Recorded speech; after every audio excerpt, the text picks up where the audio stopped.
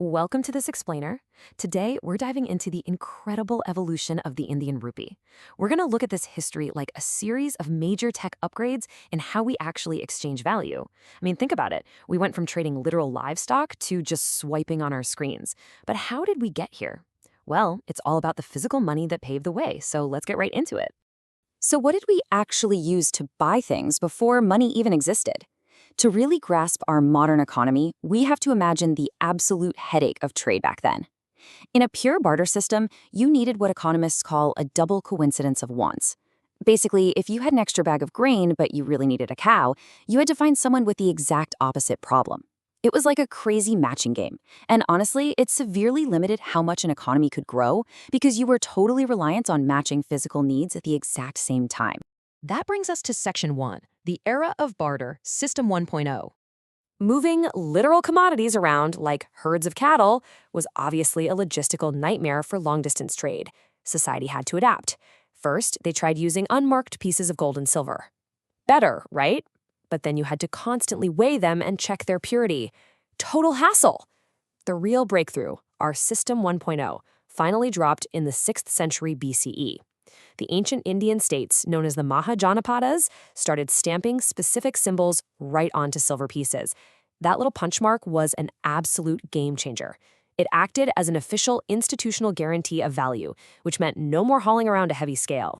Moving right along to Section 2, standardizing wealth, empires, and coins. Now, as these massive empires rose up, they started using currency to serve completely different strategic goals. It's super fascinating. The Mauryan Empire, they were all about strict economic standardization. They literally just needed a uniform, reliable coin system to keep their massive, interconnected trade networks running smoothly. But the Gupta Empire looked at coins and saw a totally different opportunity. They realized currency could be a huge tool for soft power. So they started minting these absolutely stunning gold coins featuring their kings and deities. It transformed everyday money into highly effective royal propaganda that fit right in your pocket. It wasn't just about trade anymore. Currency had become a symbol of ultimate power and divine right. And that leads us to Section 3, the birth of the rupee, medieval upgrades. Okay, so jump forward to the Delhi Sultanate. They introduced a super sophisticated bimetallic system to solve a major liquidity issue. They basically created clear tiers of value.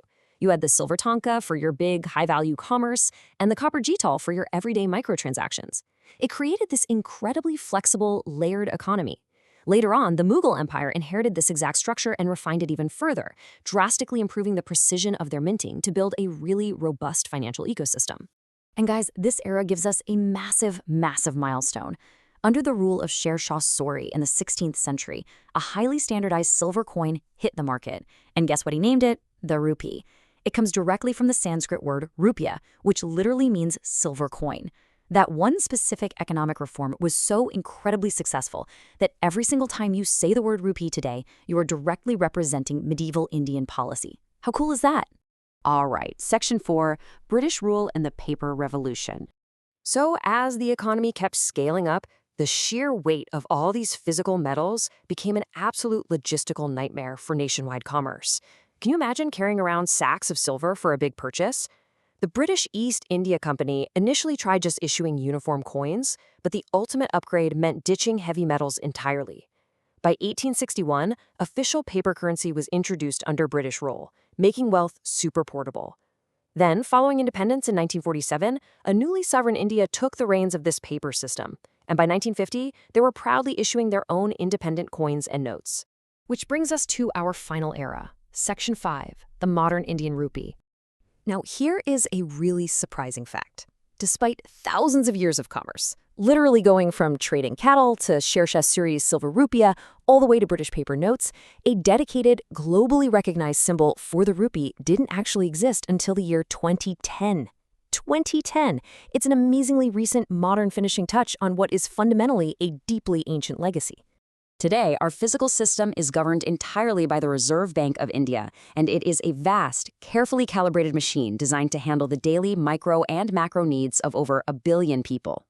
It spans a wide ladder of denominations, starting from the humble 1 rupee coin all the way up to the 500 rupee note. And it's a very actively managed system, too. For instance, you might have noticed the massive 2,000 rupee note is currently being gracefully withdrawn from circulation, just to keep the market perfectly balanced.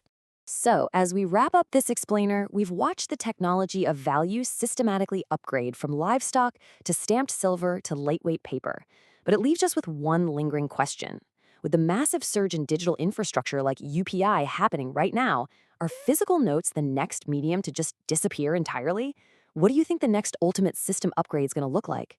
Thanks so much for exploring this history with me, and I'll leave you to ponder that exact question.